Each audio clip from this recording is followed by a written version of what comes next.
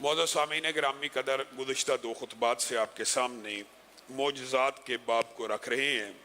کوشش کریں گے کہ یہ باب جلد از جلد مکمل ہو اور سیرت کو غزوہ بدر کے بعد سے جہاں سے چھوڑا گیا وہیں سے دوبارہ شروع کریں، اور کوشش یہ کریں گے کہ وہ واقعات جو آگے چل کے معجزات کے حوالے سے سیرت کے باب میں آنے ہیں ان کی ریپیٹیشن نہ ہو۔ معجزات کا باب ایمان کو بڑھاتا ہے، اور معجزات کا باب اس بات کے اوپر دلالت کرتا ہے کہ جس رسول اور پیغمبر کے اوپر نباتات، جمادات، جانور بھی ایمان لے کے آتے ہیں تو انسانوں کو بھی انہی کے اوپر ایمان لے کے آنا چاہیے۔ اور معجزات سکہ سند سے جب ہمارے تک پہنچ جاتے ہیں تو گویا یہ معجزہ صرف اس وقت کے لوگوں کے لیے نہیں ہے بلکہ رہتی امت کے لیے۔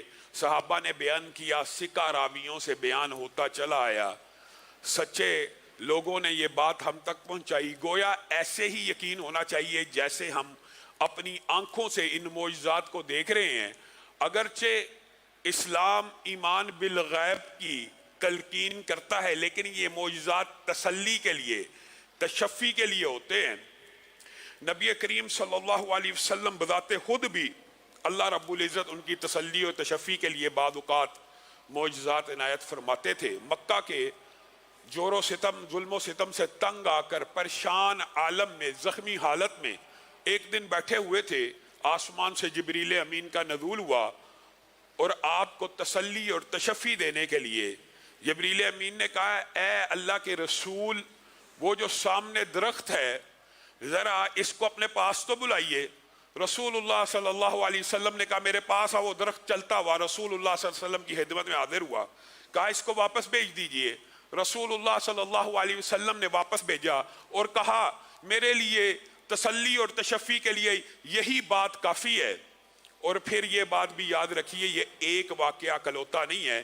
نبی کریم صلی اللہ علیہ وسلم نے اپنی زندگی کے اندر اس بات اور اس واقعے کے بعد جب بھی درختوں میں سے بھی کسی کو پکارا وہ درخت دوڑتا چلا آیا، حتیٰ کہ حضرت جابر بیان کرتے ہیں ایک مرتبہ میں نبی کریم صلی اللہ علیہ وسلم کے ساتھ سفر میں تھا اور نبی کریم صلی اللہ علیہ وسلم کو قضائے حاجت کے لیے کوئی اوٹ نہ ملی تو انہوں نے ایک درخت کی ٹہنی کو پکڑا اور اس کو پکڑ کے اپنے پیچھے چلانا شروع کر دیا، اور میں حیران رہ گیا کہ درخت ایسے سر جھکائے چل رہا ہے کہ جیسے اونٹ کے ناک میں نکیل ہو اور کوئی رسی والا اس کو کھینچ رہا ہو۔ اس طرح رسول اللہ صلی اللہ علیہ وسلم نے ٹہنی سے پکڑا ہوا ہے اور اس کو چلاتے چلے آ رہے ہیں، اور پھر دوسرے درخت کو پکڑا، اس کو بھی چلایا، ان دو درختوں کی اوٹ لی، پردہ لیا، قضائے حاجت سے فارغ ہوئے۔ اور یعلا بن مرہ نے بعین یہی واقعہ کچھ دوسرے انداز میں بیان کیا کہ رسول اللہ صلی اللہ علیہ وسلم سوئے ہوئے تھے، ایک درخت رسول اللہ صلی اللہ علیہ وسلم کے پاس آیا اور آپ کے اوپر چھاؤں کر دی، آپ اٹھے تو یعلا بن مرہ نے رسول اللہ صلی اللہ علیہ وسلم سے یہ واقعہ بیان کیا، کہا یہ ایک درخت تھا جس نے اللہ سے اجازت چاہی تھی کہ میں اس دھرتی کے اوپر جو آخری رسول ہے اسے سلام کر رہا ہوں، تو اس درخت کو بھی یہ اجازت دے دی گئی اور رسول اللہ صلی اللہ علیہ وسلم نے کہا وہ مجھے سلام کر کے واپس لوٹ گیا۔ اور یہ صرف درختوں کی بات یہاں تک نہیں ہے۔ ایک اعرابی کو رسول اللہ صلی اللہ علیہ وسلم نے ایک بدو کو کہا تو میرے پہ ایمان لے کے آئے گا؟ کہا کوئی دلیل، کوئی نشانی؟ کہا یہ جو کھجور کے ہوشے لگے ہوئے ہیں اگر یہ گواہی دے میں اللہ کا رسول مان جائے گا؟ کہا مان جاؤں گا۔ رسول اللہ صلی اللہ علیہ وسلم نے کھجوروں کا اشارہ کیا، وہ دوڑتی ہوئی رسول اللہ صلی اللہ علیہ وسلم کی بارگاہ میں پیش ہوئی، رسول اللہ نے واپس بھیجا۔ وہ بدو کہنے لگا اللہ کی قسم اس کے بعد تو مجھے کسی بھی نشانی کی کوئی ضرورت نہیں۔ اور اسی سے ملتے جلتے تین واقعات محدثین اپنی کتابوں میں لے کے آئے ہیں۔ یہاں پہ صرف خوشوں نے، صرف کھجور کے دانوں نے رسول اللہ کی رسالت کی گواہی دی، اور دوسرے واقعات کے اندر ایک اعرابی کو جو ایک بنو عامر کے شخص کا بھی واقعہ موجود ہے۔ تینوں ملتے جلتے واقعات ہیں۔ ایک بدو اور آیا، رسول اللہ صلی اللہ علیہ وسلم نے کہا خیر کی بات چاہتا ہے؟ کہا جی ہاں بتائیے۔ کہا مجھ پہ ایمان لے کے آ کہ میں اللہ کا رسول ہوں۔ کہا آپ کا گواہ کون ہے؟ کہا یہ کھجور کا درخت اگر گواہی دے مان جائے گا؟ کہا مان جاؤں گا۔ درخت کو بلایا، درخت نے آ کے کلمہ پڑھا، اشہد ان لا الہ الا اللہ واشہد انک محمدا عبدہ ورسولہ۔ وہ عرابی حیران رہ گیا۔ اسی طرح بنو عامر کے قبیلے کا جو شخص آیا تھا اس کو بھی رسول اللہ صلی اللہ علیہ وسلم نے یہی نشانی دکھلائی تھی۔ اور پھر صحابہ بیان کرتے ہیں کہ انصاری صحابی کا ایک اونٹ تھا جو بدک گیا۔ جب اونٹ بدک جائے تو آپ کو پتا جو بدوی علاقے کے یا ریگستانی علاقے کے لوگ ہوتے ہیں وہ اونٹ کی غصے سے، کینے سے، نفرت سے بڑی اچھی طرح آگاہ ہیں۔ وہ بدک گیا اور کسی کے قابو میں نہ آیا۔ وہ صحابی رسول اللہ صلی اللہ علیہ وسلم کی بارگاہ میں پیش ہوئے اور آگ کہنے لگے اللہ کے رسول اونٹ بدک گیا، کیا کیا جائے؟ رسول اللہ نے کہا مجھے لے جاؤ۔ صحابہ نے کہا آپ کو نقصان پہنچا دے گا۔ رسول اللہ صلی اللہ علیہ وسلم مسکرانا شروع ہو گئے اور کہا مجھے لے کے جاؤ۔ رسول اللہ صلی اللہ علیہ وسلم اس اونٹ کے پاس گئے، اس کے کان میں کچھ بات کہی، وہ اونٹ تابع دار بھی ہوا، مطیع بھی ہوا، فرما بردار بھی ہوا۔ رسول اللہ صلی اللہ علیہ وسلم نے اس انصاری صحابی کو اس کی ڈوری بھی پکڑا دی۔ اور یہ بھی 3 مختلف روایات اس باب میں بھی موجود ہے، اور بعض محدثین کا خیال ہے یہ ایک ہی واقعہ ہے جس کو راویوں نے مختلف انداز میں بیان کیا ہے، اور بعض محدثین کے نزدیک یہ متعدد اور مختلف واقعات بھی ہو سکتے ہیں۔ اسی سے ملتا جلتا ایک واقعہ، رسول اللہ صلی اللہ علیہ وسلم کی بارگاہ میں ایک صحابی نے جب اونٹ کی شکایت کی، رسول اللہ صلی اللہ علیہ وسلم نے اس سے بات کی تو اس نے کہا میں جب جوان تھا اور تندرست تھا اس کا مال ڈھوتا رہا، اس کی خدمت کرتا رہا، اس کے لیے محنت مزدوری کرتا رہا۔ اب میں بوڑھا ہو گیا ہوں، میرے سے اتنا کام نہیں ہوتا، اور جب میرے سے اتنا کام نہیں ہوتا تو یہ چاہتا ہے کہ مجھے ذبح کر دے۔ ساری زندگی خدمت کی ہے، ساری زندگی اس کے پیچھے گال دی ہے، اور اب یہ مجھے ذبح کرنا چاہتا ہے۔ رسول اللہ صلی اللہ علیہ وسلم نے یہ بات صحابی کو بیان کی۔ اور اسی طرح کا ملتا جلتا ایک اور واقعہ، اونٹ نے کہا یہ مجھ سے کام تو زیادہ لیتا ہے لیکن مجھے خوراک تھوڑی ڈالتا ہے۔ تو رسول اللہ صلی اللہ علیہ وسلم نے جانوروں کے بھی حق بیان کرتے ہوئے کہا ان سے اگر کام لینا ہو تو ان کو بھی خوراک پوری ڈالا کرو۔ اور یہ جانوروں کے اندر اسی روایت کے اندر ایک اور بات بھی موجود ہے کہ رسول اللہ صلی اللہ علیہ وسلم نے جب اونٹ کو بلایا تو وہ اپنا سر زمین کے اوپر رکھتا ہوا اس عالم میں آیا کہ صحابہ دیکھ کے حیران رہ گئے۔ اے اللہ کے رسول یہ اونٹ آپ کو سجدہ کرتا ہے، اے اللہ کے رسول یہ درخت آپ کو سجدے کرتے ہیں، یہ درخت اور اونٹ آپ کی آواز پہ لبیک کہتے ہوئے دوڑتے ہوئے آتے ہیں۔ اے اللہ کے رسول ہمیں بھی اجازت دیجئے، ہم بھی آپ کو سجدہ کرنا چاہتے ہیں۔ اگر جانور آپ کو سجدہ کرتے ہیں، درخت آپ کی آوازوں پہ لبیک کہتے ہوئے دوڑتے ہوئے آتے ہیں، پتھر آپ کو سلام کرتے ہیں، تو ہمیں بھی اجازت ہونی چاہیے کہ ہم بھی آپ کو سجدے کریں۔ رسول اللہ صلی اللہ علیہ وسلم کی پیشانی پہ بل پڑ گئے اور آپ نے صحابہ کو مخاطب ہو کے کہا یہ جانور ہیں، اور یہ جو تم دیکھتے ہو مفہوم یہ ہے، یہ تو تعظیم کے، عبادت کے سجدے نہیں ہیں۔ اور اگر میں اپنی امت کے اندر کسی کو سجدہ کرنے کی اجازت دیتا تو میں محمد صلی اللہ علیہ وسلم اپنے آپ کو سجدہ کرنے کی اجازت نہ دیتا، بلکہ میں ان خامدوں کو سجدہ کرنے کی اجازت دیتا جو اپنی بیویوں کو حلال، مفہوم یہ ہے حلال طریقے سے کما کر ان کے منہ کے اندر لقموں کو ڈالتے ہیں، ان کو پہناتے ہیں، ان کو کھلاتے ہیں، وہ کھلاتے ہیں جو خود کھاتے ہیں، وہ پہناتے ہیں، بلکہ اپنی جیب کے اوپر ضرب لگاتے ہوئے اپنے اہل خانہ کو اپنے سے بھی بہتر رکھتے ہیں۔ خود تو دھوپ میں، خود تو مشقت اور محنت کے اندر پستے رہتے ہیں، لیکن اپنے گھر والوں کو کسی چیز کی، کسی شے کی کمی نہیں آنے دیتے۔ میں ان خامدوں کے بارے میں حکم دیتا کہ ان کی بیویاں ان کو سجدہ کریں، لیکن میری شریعت میں سجدے کی اجازت موجود نہیں ہے۔ میرے بھائیو اس حدیث کے اندر، یہ صحیح حدیث ہے، کتنے ابواب ہیں، کتنی باتیں ہیں، کتنی حکمتیں ہیں، کتنی دنائی کی باتیں ہیں جو پوشیدہ ہیں، لیکن ہم یہ بات تو سنی ہے، متعدد مرتبہ سنی ہے۔ اور اسی حدیث کے آگے رسول اللہ صلی اللہ علیہ وسلم نے یہ بھی کہا تھا اگر خامدوں کے جسموں کے اوپر زخم ہو جس کے اوپر پیپ پڑ جائے اور عورت ان کو مرہم رکھے، کس کے ساتھ؟ اپنے لعاب اور زبان کے ساتھ، تو بھی خامد کا حق ادا نہیں ہو سکتا۔ آج عورتیں سرکش ہیں، آج عورتیں حسب و نسب کے معاملے میں تانے دینے والی ہیں کہ ہم اپنے آباء و اجداد کے گھروں میں بڑے اطمینان سے اور سکون سے رہتی ہیں۔ یہ بات درست ہے، اور خامند ساری زندگی بھی ان کے لیے کما کر لاتا رہے، کوئی بات تلخ لگ جائے تو ان کے منہ سے یہی جملہ نکل جاتا ہے کہ ہم نے اس میں کوئی خیر نہیں دیکھی۔ میرے بھائیوں، عورت کے لیے آپ لوگوں کو عورت کے حقوق بھی پتہ ہونے چاہیے، لیکن آج میں اپنی بہنوں سے یہ بات بھی کہنا چاہتا ہوں کہ عورت کے لیے جنت میں داخلہ صرف ایک شرط کے ساتھ ہے۔ دیکھیے حقیقت بات بھی، بغیر کسی تعصب کے عورتیں بھی عقلی اور منطقی طور پہ اس بات کے اوپر غور کریں کہ عورتوں کا جنت میں جانا آسان ہے کہ مردوں کا جنت میں جانا آسان ہے۔ جنت میں جانا عورتوں کا آسان ہے، لیکن جہنم میں تعداد عورتوں کی زیادہ ہوگی۔ آسان عورتوں کے لیے کہ جنت میں چلی جائیں، کس طرح؟ مرد کی طرح 5 وقت کی نماز مسجد میں فرض نہیں ہے، گھر کے اندر فرض ہے، آسان ہے پڑھنا۔ روزے بیماری کے ایام میں چھوڑ کر پورے کر کر کسی بھی وقت رکھ کر وہ 30 کی گنتی پوری کرنی ہے، اور ان 2 کاموں کے بعد صرف اپنی عزت کی حفاظت کرنی ہے اور شوہر کی اطاعت اور فرما برداری کرنی ہے فی المعروف۔ معروف میں نہ کمانے کی ذمہ داری، نہ کاروبار کی ذمہ داری، نہ معاشرے کے اندر۔ اکثر لوگ کل قیامت کے دن مردوں میں سے کن ابواب میں پکڑے جائیں گے؟ سب سے سخت آنکڑا پل صراط کے اوپر کون سا ہے؟ خیانت کا۔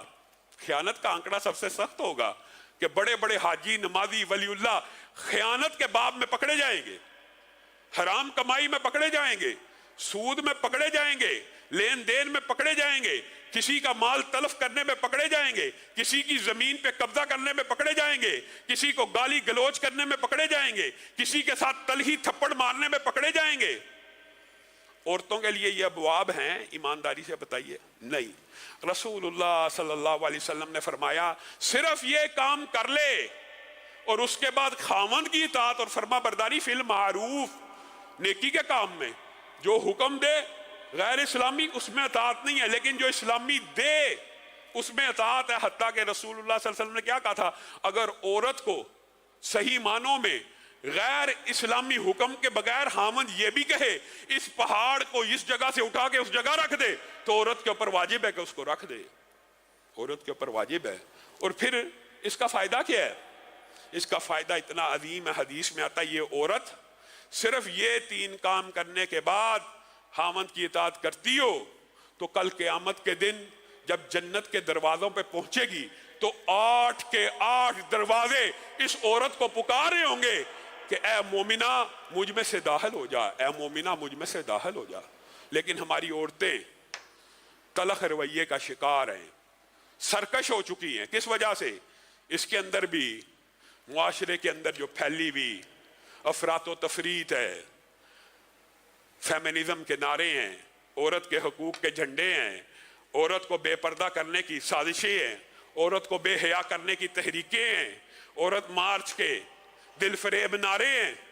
ان نعروں نے عورتوں کا کیا فائدہ کیا؟ عورتوں کا نقصان کیا۔ ہاں یہ بھی الگ بات ہے، یہ باب طویل ہے کہ مردوں کے لیے بھی جس طرح مردوں کے عورتوں کے اوپر حقوق ہیں، عورتوں کے بھی مردوں کے اوپر حقوق ہیں، اسی طرح کے حقوق ہیں، اسی طرح کے حقوق ہیں۔ لیکن بات بالعموم منبر و محراب سے عورتوں کے حقوق کی تو بہت کی جاتی ہے، مردوں کے حق بیان نہیں کیے جاتے، جس کی وجہ سے معاشرہ افراط و تفرید کا شکار ہے۔ تو رسول اللہ صلی اللہ علیہ وسلم نے ایک تو ضرب لگائی خاوند کے حق کے اوپر، مرد کے حق کے اوپر عورتوں کو، تاکہ بات سمجھ آ جائے، اور دوسری ضرب کس چیز کے اوپر لگائی؟ شرک کے اوپر، عقیدہ توحید سمجھانے کے لیے کہ کیا بات کرتے ہو؟ اگر کائنات کے اندر سب سے افضل ہستی، ہمارا یہ عقیدہ اور ایمان ہے کہ نہیں، بعد از خدا بزرگ توئی، قصہ مختصر، اللہ خالق ہیں اور باقی ہر چیز مخلوق ہے، اور مخلوق کے اندر سب سے افضل کون ہے؟ حضرت محمد الرسول اللہ صلی اللہ علیہ وسلم۔ میرے بھائیوں کتنی عام فہم بات ہے، صرف ایک بات سمجھ آ جائے عقیدہ بھی ٹھیک ہو جائے۔ ایک حدیث کے اندر اتنے ابواب ہیں کیونکہ رسول اللہ کو جامع کلمات دیے گئے، رسول اللہ جو بات کرتے ہیں ان میں سے بے شمار باتیں نکلتی ہیں۔ یہاں پہ رسول اللہ نے کتنی مختصر بات کی ہے اور کتنا گہرا معنی پوشیدہ ہے کہ میں محمد صلی اللہ علیہ وسلم اپنے آپ کو بھی سجدے کی اجازت نہیں دیتا۔ میرے بھائیو، اگر کائنات میں مخلوقات کے سردار کو سجدے کی اجازت نہیں ہے تو پھر کسی شجر اور حجر کو، قبر کو، مزار کو اس کے اوپر سجدہ کرنے کی اجازت ہو سکتی ہے؟ یہ کس قسم کی جہالت ہے؟ یہ کس قسم کا فلسفہ معاشرے میں ہے؟ اگر رسول اللہ کے سامنے جھکنا انسان کے لیے رسول اللہ کو سجدہ کرنا جائز نہیں ہے تو پھر کسی حجر، کسی قبر، کسی شجر، کسی مزار، کسی بوٹے، کسی پتے، کسی ڈالی، کسی مٹی کو سجدہ کرنا جائز ہو سکتا ہے؟ بات ہے تب کتنی عام فہم بات ہے، عقیدہ بھی درست ہو جاتا ہے۔ اور رسول اللہ صلی اللہ علیہ وسلم کے یہ معجزات کے جو ابواب ہیں، پچھلے جمعے میں بعض کھانے کے حوالے سے اور پینے کے حوالے سے آپ کے سامنے معجزات کو رکھا تھا، اور حضرت انس نے اس قسم کے معجزات متعدد بیان کیے ہیں، ایک نہیں بیان کیا، متعدد بیان کیے ہیں۔ اور حضرت انس کہتے ہیں میرے والدہ نے ایک دن گھر میں جو کی ایک روٹی بنائی اور ابو طلحہ کو، میرے والد کو کہنے لگی کہ جائیے رسول اللہ صلی اللہ علیہ وسلم کی آج جو ہے چہرے کے اوپر بھوک کے اثرات تھے اور رسول اللہ صلی اللہ علیہ وسلم کمزور نظر آ رہے تھے، جائیے ان کو بلائیے، یہ ایک روٹی ہے، ہمارا کیا، ہم تو پھر کھا لیں گے، پتہ نہیں رسول اللہ صلی اللہ علیہ وسلم نے کتنے عرصے سے نہیں کھائی، آپ ان کو بلا لیجیے۔ ابو طلحہ نے کہا جا بیٹا انس رسول اللہ صلی اللہ علیہ وسلم کو بلا کے لا۔ جناب انس چپکے سے رسول اللہ صلی اللہ علیہ وسلم کی بارگاہ میں پیش ہوئے اور کہنے لگے اللہ کے رسول آپ کے لیے دعوت کی ہے، ماں نے، باپ نے، آپ ہمارے گھر آ جائیے، آپ کے لیے روٹی بنی ہے۔ رسول اللہ صلی اللہ علیہ وسلم نے کہا ابو طلحہ نے مجھے دعوت پہ بلایا ہے، ام سلیم نے مجھے دعوت پہ بلایا، جی ہاں۔ رسول اللہ کھڑے ہوئے اور اپنے صحابہ کو کہنے لگے چلیے آج ام سلیم نے ہم سب کی دعوت کی ہے۔ حضرت انس کہتے ہیں میں دل میں گھبرانے لگا کہ میرا باپ تو مجھے مارے گا، ایک روٹی پکی ہوئی ہے اور رسول اللہ کو بلایا جاتا تھا اور رسول اللہ کو بلانے کے لیے بھیجا ہے، اور یہ میں دسیوں لوگ لے کے آ رہا ہوں بھاگتے ہوئے طریقے سے۔ کچھ لمحے پہلے اپنے باپ کے پاس پہنچے، کہا رسول اللہ صلی اللہ علیہ وسلم اکیلے نہیں آ رہے، 20 صحابہ کو لے کے آ رہے ہیں۔ تو ام سلیم نے کہا ہم نے رسول اللہ کو دعوت دی تھی، یہ ایمان والی عورتیں ہیں، رسول اللہ جانے ان کا رب جانے، ہم نے رسول اللہ کو دعوت دی تھی، ہمارے پاس جو حاضر ہم پیش کر دیں گے۔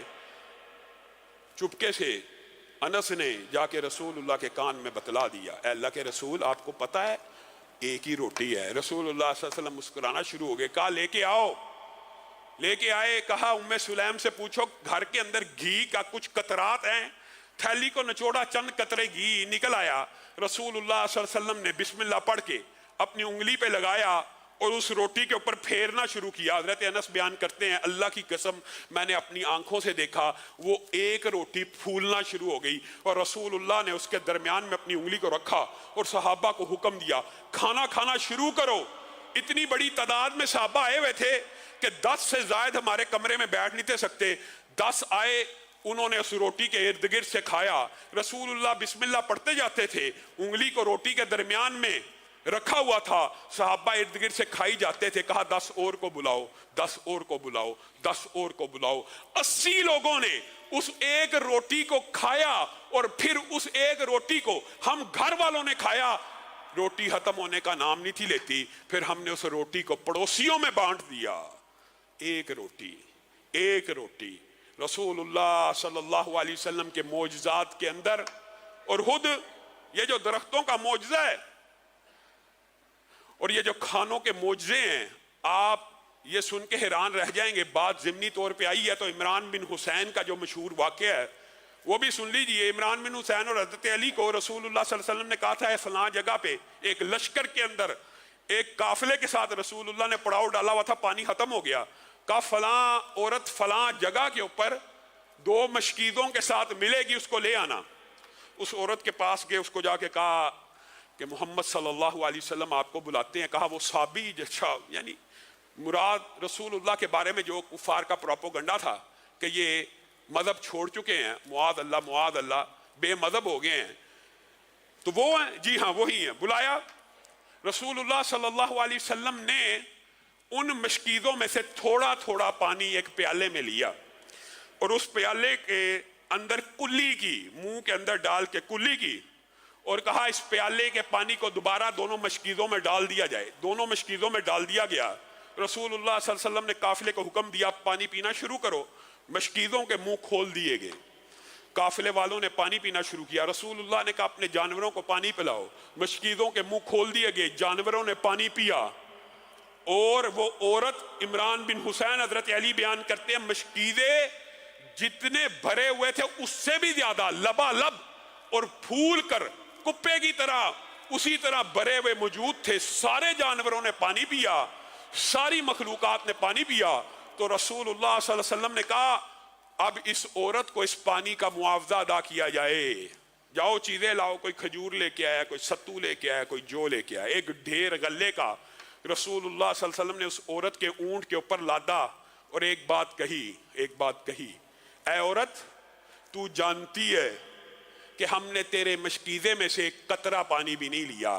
ہمیں پانی پلانے والا وہ رب ہے اور تو اپنے مشکیزوں کی پیمائش کر دے. یہ عورت یہ جملہ سن کے حیران رہ گئی. وہ جو کچھ دیر پہلے صحابی کہہ رہی تھی اپنے علاقے میں گئی. رسول اللہ صلی اللہ علیہ وسلم کے اس معجزے کو بیان کرنے کے بعد سب سے پہلے اسلام کو قبول کر لیا. یہ معجزات کئی مرتبہ ایمان کو بڑھانے کے لیے کافی ہوتے ہیں, لیکن یہاں پہ ایک بات ضمنی طور پہ آئی ہے اگرچہ, لیکن یہ بات سمجھ لیجئے کہ رسول اللہ صلی اللہ علیہ وسلم نے یہاں پہ کلی کی اور اسی پانی کو دوبارہ مشکیزوں میں ڈالا اور صحابہ نے اسی پانی سے پانی پیا. اور یہ واقعات رسول اللہ کے لعاب کے بارے میں, کلی کے بارے میں متعدد موجود ہیں. حضرت علی کی آنکھ کو رسول اللہ نے لعاب لگایا تھا, وہ آنکھ چمکدار ہوگی. ابو قتادہ کی آنکھ باہر نکل آئی تھی, رسول اللہ صلی اللہ علیہ وسلم نے رکھ دی تھی, پہلے سے زیادہ روشن ہو گئی تھی. اسی طرح زید بن حارث نے یمن کے کنویں کے بارے میں جب شکایت کی تھی تو رسول اللہ صلی اللہ علیہ وسلم نے 7 کنکریاں بسم اللہ پڑھ کے اور ان کے اوپر دم کر کے دی تھی. اور زید نے یہ بات کہی تھی کہ گرمیوں کے اندر تو پانی خشک ہو جاتا, سردیوں میں کنویں میں پانی آتا, تو رسول اللہ صلی اللہ علیہ وسلم نے ان پہ دم کیا اور کہا یہ 7 کنکریاں باری باری کنویں میں ڈال دو گے. تو زید بیان کرتے ہیں پھر اس کنویں کے اندر نہ سردیوں میں نہ گرمیوں میں کبھی پانی کم نہ ہوتا تھا. جو بات ضمنی طور پہ بتلانا مقصود ہے وہ یہ ہے کہ یہ رسول اللہ صلی اللہ علیہ وسلم کی سنت ہے لعاب کے اندر شفا کے حوالے سے. بعض لوگ یہ سمجھتے ہیں کہ یہ رسول اللہ صلی اللہ علیہ وسلم کی ذاتی خصوصیات میں سے تھا کہ لعاب یا تھتکارنا یہ رسول اللہ صلی اللہ علیہ وسلم کی ذات کے ساتھ خاص تھا. یہ بھی علماء کا ایک گروہ موجود ہے. لیکن جو باقی متفقن علیہ اور حدیث کی دیگر کتابوں میں یہ روایت موجود ہے بسم اللہ تربت ارضنا بریقت بازنا یشفا بہا سقیمنا باذن ربنا. بسم اللہ تربت ارضنا, رسول اللہ صلی اللہ علیہ وسلم جب کسی کو دم کیا کرتے تھے تو یہ پڑھا کرتے تھے بسم اللہ. مٹی کو پکڑا بیماری کی نوعیت کے اعتبار سے, بیماری کی تشخیص کے بعد بالعموم یہ پھوڑوں پھنسیوں خارش اور جسم کے جو ظاہری زخم ہوتے ہیں ان کے لیے یہ دم ہے. مٹی کو انگلی سے ہاتھ لگاتے تھے اور اس کے اندر اپنی تھوک کو ملاتے تھے اور کہتے تھے بسم اللہ تربت ارضنا, اللہ کے نام کے ساتھ, زمین کی مٹی کے ساتھ, اور بریقت بازنا. یہ رسول اللہ صلی اللہ علیہ وسلم نے صرف اپنے تک محدود نہیں رکھا, یہ فیض امت کے اندر بھی جاری کر دیا تاکہ آئندہ آنے والی امت بھی دم کے جو شرعی طریقے ہیں ان سے فائدہ حاصل کر لے. بریقت بازنا, بعض لوگوں کی تھوک کے اندر اللہ کے نام کے ساتھ ہی برکت تو آنی ہے, برکت اللہ کے نام کے ساتھ ہے, زمین کی مٹی کے اندر, اور بعض لوگوں کی تھوک کے ساتھ اللہ تعالیٰ لوگوں کو شفا دے دیتا ہے.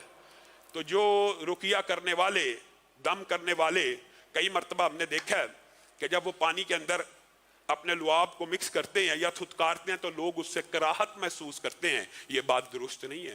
یہ اللہ رب العزت نے رسول اللہ صلی اللہ علیہ وسلم کی خصوصیت بعض لوگوں کے نزدیک ہے, لیکن اس حدیث سے یہ پتہ چلتا ہے کہ یہ پوری امت کے لیے رہتی دنیا تک لعاب کے اندر جو بندہ دم کر رہا ہوتا ہے شفا پیدا ہو جاتی ہے, اور اللہ رب العزت اس کے ذریعے بعض بیماریوں کو دور کر دیتے ہیں. تو جو چیز قرآن و سنت سے ثابت ہو جائے پھر اس کے اندر کراہت محسوس نہیں کرنی چاہیے. اللہ رب العزت جو کہا گیا, جو سنا گیا, اس کو سمجھنے کی توفیق عنایت فرمائے.